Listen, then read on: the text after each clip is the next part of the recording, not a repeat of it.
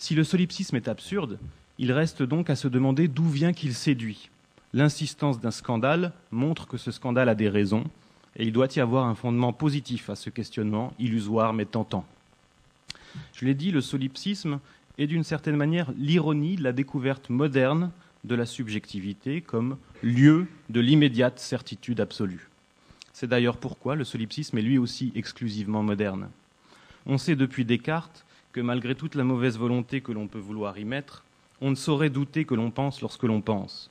Et cela même si les choses se compliquent grandement lorsqu'il s'agit d'interpréter cette proposition. Or, si la pensée ne saurait douter d'elle-même, c'est qu'elle est le seul lieu où être et apparaître coïncident strictement.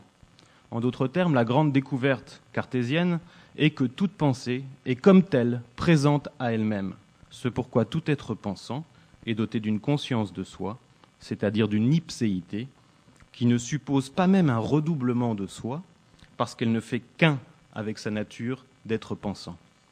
Comme l'écrit Locke, penser consiste à être conscient qu'on pense, et il est impossible à quiconque de percevoir sans percevoir qu'il perçoit, de sorte que toute pensée est expérience du pensant comme d'un existant.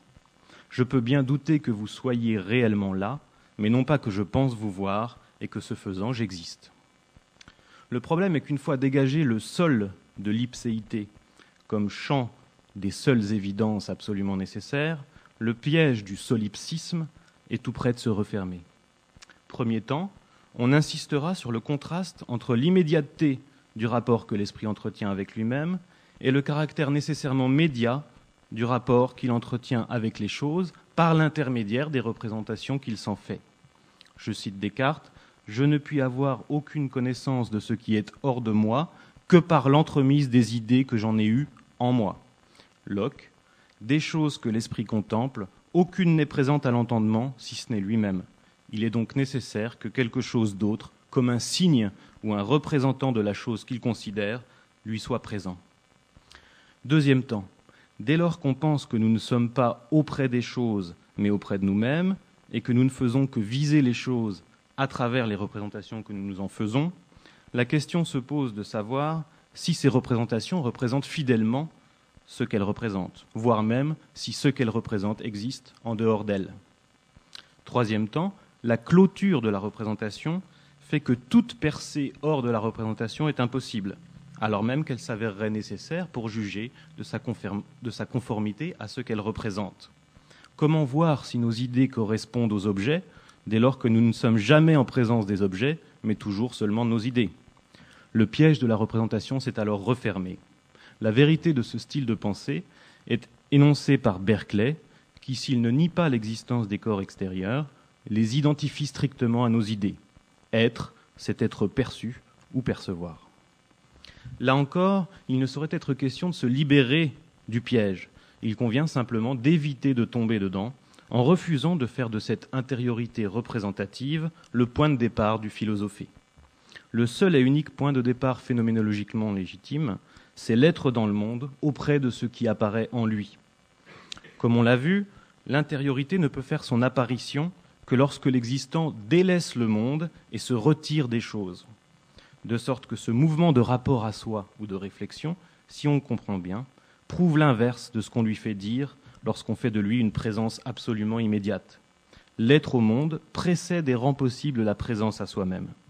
Par suite, si mes pensées sont absolument évidentes, cette évidence absolue n'en est pas moins dérivée eu égard à mon être auprès des choses qui, pour contingentes qu'elles soient, n'en sont pas moins principielles. L'absolu est dérivé, le contingent, qui est le monde, est principe. Pour le dire autrement, l'indubitable n'a lieu que sur la base de quelque chose de douteux, dont on ne saurait toutefois vraiment douter. On ne saurait douter de ce qui précède et rend possible, en sa contingence même, l'indubitable. On sait maintenant ce qu'il en est du solipsisme, pourquoi il est absurde et pourquoi il est tentant de se laisser enfermer dans cette absurdité. Ça n'implique toutefois pas que le solipsisme ne soit pas une question, car le non-sens n'est pas impossible. Rien n'exclut que l'on puisse produire un monde qui n'en soit plus un, parce qu'il interdirait tout rapport authentique à autrui. Un risque pratique du solipsisme est envisageable, qui, parce que le solipsisme est intenable, serait le risque d'une destruction de toute ipséité. Dans son analyse du système totalitaire, Hannah Arendt nomme l'expérience en question Verlassenheit en allemand, loneliness en anglais, que l'on pourrait traduire par abandon ou délaissement. Arendt s'inspire ici d'Épictète, expliquant qu'il faut distinguer la solitude, c'est-à-dire le fait qu'autrui ne soit pas là, et l'être abandonné, caractéristique de celui qui est soit privé de la présence d'un être cher, soit livré à un être hostile. L'être délaissé, abandonné, en détresse, privé de tout secours, est celui qui est privé de tout rapport de partage avec autrui, qu'autrui soit là ou non. Je cite, « Il s'agit d'une situation dans laquelle, comme personne, je me sens déserté de tout compagnonnage humain. L'expérience d'une absolue non-appartenance au monde, l'expérience d'être abandonné par tout et tous. » Arendt cite la manière dont nous pouvons nous rapporter à notre mort, c'est-à-dire à nous-mêmes comme devenus superflus pour un monde dont nous serons alors exclus. Déracinement dont la détresse de la vieillesse peut être l'anticipation par excellence. On pourrait également songer à l'expérience de l'exclusion sociale radicale, qui est bien la suspension de tout rapport de communauté avec ceux qui sont restés du monde. Mais Arendt explique que ce qui était une expérience limite tend à devenir une expérience quotidienne à l'ère des grandes masses. Cette massification, détruisant paradoxalement tout espace entre les hommes, les écrasant les uns contre les autres, et supprimant ainsi cette distance qui est une condition pour que les individus puissent véritablement entrer en relation. Il faut que puissent encore fleurir de belles individualités pour que quelque chose comme un réel partage soit possible. Or, cette espèce de solipsisme existentiel atteste bien de son caractère absurde, au sens où il impliquerait en dernière instance la suppression de toute ipséité.